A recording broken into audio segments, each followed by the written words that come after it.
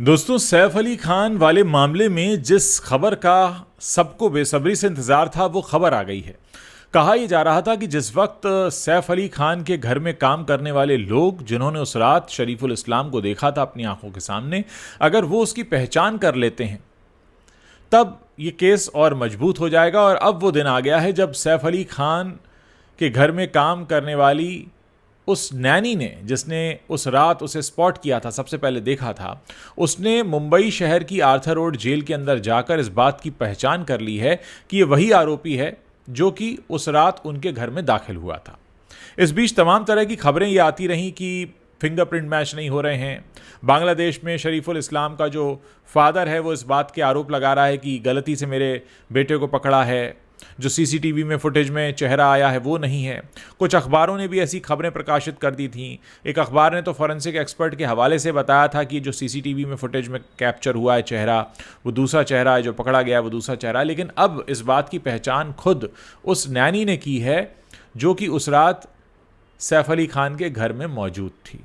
तो कुल मिलाकर अब यह केस पुलिस के हिसाब से काफ़ी मजबूत हो गया, यानी पुलिस ने जिसे पकड़ा है ये वही शख्स है जिसने सैफ अली खान के गर्दन पर वार किया। इस बीच एक और खबर तैरती हुई आ रही है कि ये जो आरोपी है ये पिछले काफ़ी समय से बांद्रा इलाके में रेकी कर रहा था और इसे किसी ऑटो रिक्शा चालक ने ये बताया था कि इस इलाके में बड़े रईस लोगों के घर हैं और यहाँ अगर वो किसी के घर जाता है, किसी को निशाना बनाता है तो उसको काफ़ी मोटी रकम मिल सकती है। कहा यह भी जा रहा है कि ये जो शरीफुल इस्लाम है इसका इरादा सैफ अली खान के घर में घुसने का नहीं था, ये असल में उनके पड़ोसी के घर में घुसना चाहता था, लेकिन कुछ चूक हो गई जिस वजह से ये सैफ के घर में दाखिल हो गया और ये केस इतना बड़ा हो गया कि वो सलाखों के पीछे पहुंच गया। अब यहाँ पर कई और बातें भी हैं कि क्या अगर वो सैफ अली खान के घर में न घुसा होता, किसी और शख्स के घर में घुसा होता, मान लीजिए उनके पड़ोसी के घर में, तो क्या ये केस उतना बड़ा होता?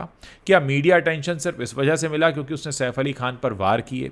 अगर ये चुपचाप चोरी करके निकल जाता तो क्या कोई केस इतना बड़ा नहीं होता? ये तमाम बातें हैं जो इस समय कही जा रही हैं। यहाँ एक बात और समझनी ज़रूरी है कि पुलिस पर काफ़ी छींटाकशी हुई। ये तक कहा गया कि कुछ ऐसे लोगों को पकड़ लिया गया जिन्हें नहीं पकड़ा जाना चाहिए था। आप याद कीजिए, आकाश कनौजिया नाम के एक शख्स को पकड़ लिया जिसने कहा कि मेरी शादी टूट गई, नौकरी छूट गई, और इसके अलावा शाहिद नाम के एक शख्स को भी पकड़ा गया था।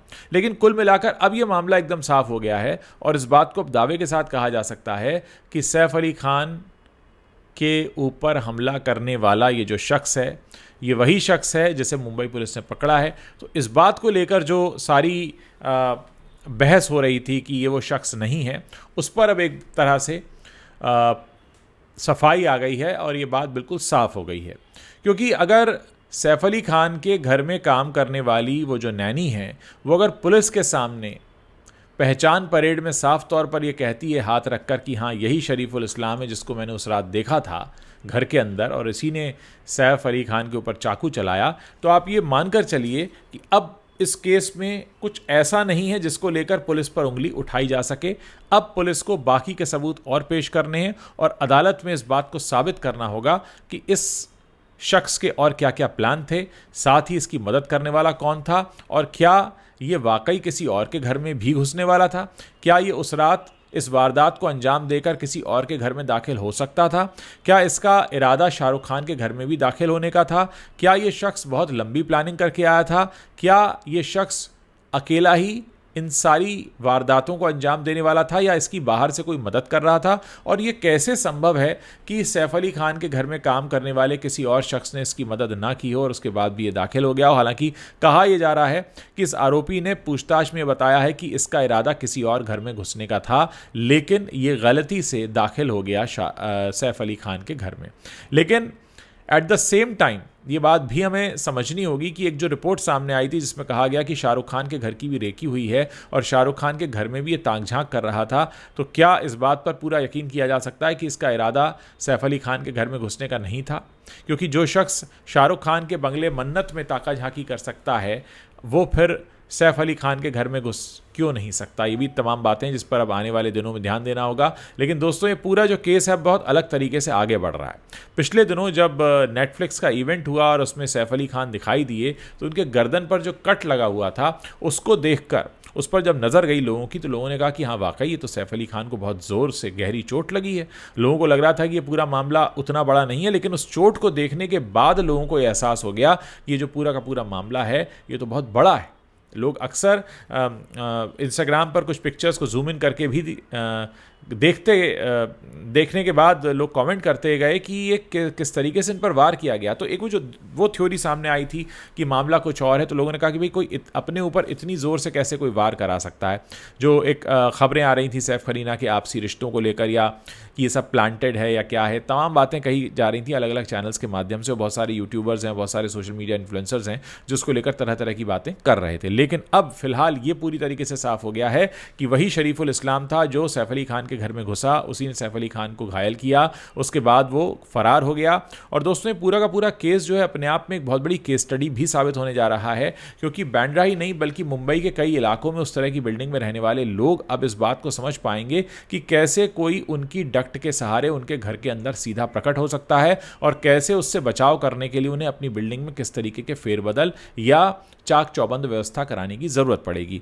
जब भी कोई ऐसी घटना घटती है तो वो हमें कहीं ना कहीं कुछ ना कुछ सिखा कर जाती है। इस घटना ने भी बहुत कुछ सिखाया है। और यहाँ ये बात भी समझनी ज़रूरी है कि कैसे एक आप बड़े सेलिब्रिटी के घर में ऐसे घुस जाते हैं और उसके पास 24 घंटे का ड्राइवर नहीं होता, 24 घंटे का सिक्योरिटी गार्ड नहीं होता, और वो भी एक आम आदमी की तरह ऑटो रिक्शा में बैठकर अस्पताल पहुंचता है। वो बात अलग है कि उसके बाद खबरें आई कि 35 लाख का मेडिक्लेम किया गया और उसमें से 25 लाख ही अप्रूव हुआ। उसको लेकर एक अलग बहस चलती रही। फिर लोगों ने सैफ और करीना की बॉडी लैंग्वेज को लेकर भी बहुत कुछ बोलना शुरू किया।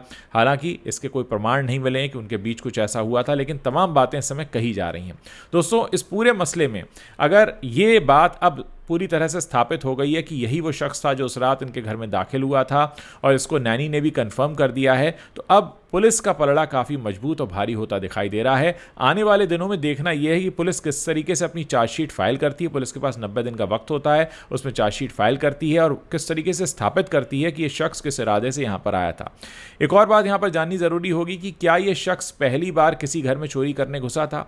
क्या ये इससे पहले भी चोरी की घटना को अंजाम दे चुका है? क्या इसने कहीं और की भी रेकी की थी? क्या इसके कुछ और साथी हैं जो इस तरह की चोरी की वारदात को अंजाम दे सकते हैं? मुंबई और आसपास के इलाकों में भी क्या इस तरीके से चोरी करने की कोशिशें हुई हैं? ये तमाम बातें जिन पर अब गौर करना होगा, क्योंकि पुलिस का काम सिर्फ इतना ही नहीं होता है कि वो अपराधी को या दोषी को या आरोपी को पकड़े, बल्कि ये भी सुनिश्चित करना होता है कि भविष्य में ऐसी घटनाएं ना हो। और इसके लिए सबसे बड़ी मदद वो पकड़ा गया आरोपी करता है, जो पुलिस के सामने वो सारी बातें रखता है, पुलिस को बताता है कि उसने किस किस तरीके से इसकी पूरी प्लानिंग की थी। उम्मीद है कि सैफ करीना के घर में जो ये हादसा हुआ है, ऐसा किसी और के घर में हादसा ना हो और इससे पुलिस और आम लोग बहुत सारा सबक ज़रूर सीखें और ख़ुद को सुरक्षित रखने में और अपने सुरक्षा व्यवस्था को चाक चौबंद बनाने में इसका हमें कंट्रीब्यूशन ज़रूर मिले इस पूरी घटना का। दोस्तों इस वीडियो को शेयर ज़रूर कीजिएगा। वीडियो के नीचे आप कमेंट कर सकते हैं और अगर आपने अभी तक हमारे चैनल को सब्सक्राइब नहीं किया है तो आप अभी इसी वक्त हमारे चैनल को सब्सक्राइब कर दीजिए, ताकि जब भी हम कोई नया वीडियो लेकर हाजिर हों तो उसकी सूचना आप तक तुरंत पहुँच जाए।